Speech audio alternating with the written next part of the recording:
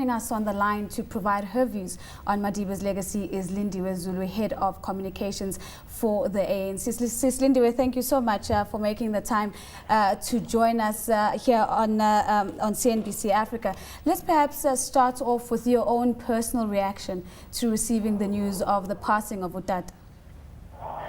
Well, of course, the first thing that came to my mind was remembering him when he came to visit us for the first time after he was released from prison. At that time, we were still in Angola. We were still in Angola, Tanzania, and Uganda. And I was in Uganda when he came to visit us, traveling with Comrade Madiba Mandela as well as Comrade Thabo Mbeki. They arrived in the camp to see us, but more than anything else, he arrived there to give us a message of the new phase of struggle in which we were now embarking on, that is negotiation for a democratic South Africa. Sis Lindiwe, it's Gugu here. Just on the back of the news, no doubt inside the ANC, the feeling must be quite somber as well as one of mourning. But what lessons does the party take away from Madiba's legacy?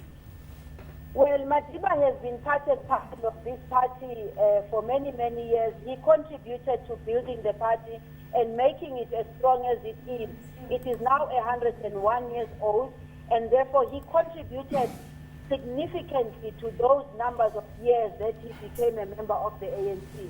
He actually shaped the direction of the ANC, in particular from 1961, when the ANC took a very firm decision to embark on an armed struggle after realizing that all the efforts that were made by our people to try and gain a free South Africa through peaceful means was not working. So he was one of the founding members of Umkhonto we Sizwe, for instance, and he was the first commander-in-chief of Umkhonto we Sizwe. So we would like to remember him in all his facets as a leader of the African National Congress. Of course, Sis Lindiwe, while you're in exile, you were in exile in a number of African countries, and as you sit now as with the position of the head of communications for the African National Congress, what can you tell us about how African leaders and the African community has responded to the passing of Utat Mandela?